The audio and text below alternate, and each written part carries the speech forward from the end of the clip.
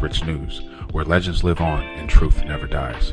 James Brown, the Godfather of Soul, hip-hop's first rapper. I invented rap music.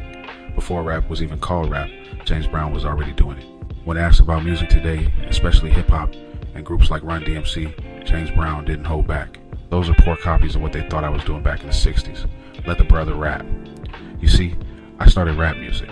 What they're doing now are things I was doing years ago.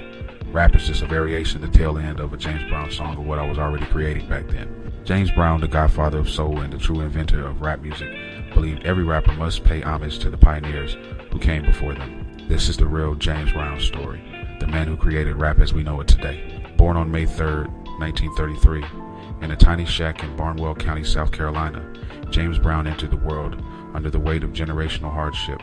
His mother, Susie Belling, was just 16. His father, Joseph Brown, was 21. James was the youngest of 3 children.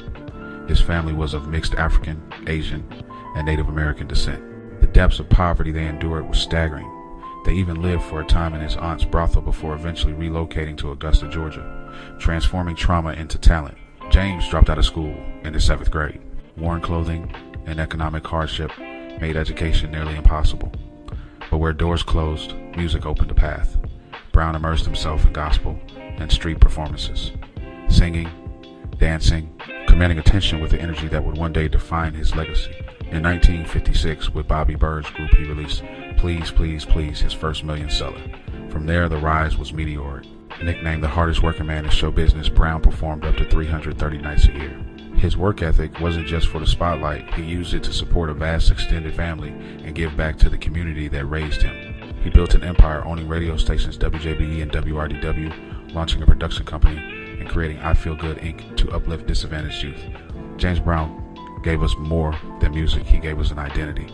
With anthems like Papa's Got a Brand New Bag, I Got You, I Feel Good, and Say It Loud, I'm Black and I'm Proud, he invented funk and inspired an entire cultural movement rooted in pride and self-determination. After Dr. Martin Luther King Jr.'s death, Brown performed at Boston Garden and helped calm a city on the brink of chaos, proof that his voice held more than rhythm.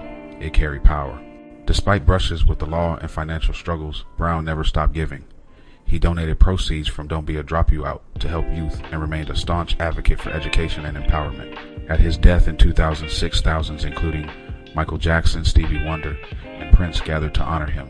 James Brown enforced a strict no-drug policy for his band, yet struggled himself after his aide, Bob Patton, laced his joint with PCP. Early members like Bootsy Collins were fired for substance use. Although Brown did not know what the laced joint contained, by the 1980s, allegations of drug use were rampant. In 1988 alone, he faced 4 criminal charges. After a short rehab stint, in 1998, he was arrested again. Before his death, traces of cocaine were found in his system, and his widow later suggested Brown may have used crack with an acquaintance. At 16, he was convicted of theft and spent 3 years in juvenile prison. In 1963, Brown reportedly attempted to shoot musical rival Joe Tex during a club performance. Multiple people were stabbed or shot, but Brown was never charged. Brown lived his later years in Beach Island, South Carolina, just across the river from Augusta. Diagnosed with type 2 diabetes and treated for prostate cancer in 2004, he never let health slow him down. Even while struggling with a loud cough and illness in late 2006, he pushed forward with plans to perform on New Year's Eve in New York. But on December 23rd, he was hospitalized, and by December 25th, Christmas morning, he passed away from congestive heart failure due to pneumonia. According to his manager, Charles Bobbitt, Brown's final words were, "I'm going away tonight, President George W." Bush called him an American original.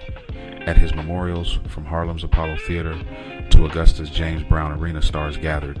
Michael Jackson, Ice Cube, Stevie Wonder, Ludacris, Dr. Dre, Little Richard, Bootsy Collins, LL Cool J, Lil Wayne, 50 Cent, Lenny Kravitz, and more.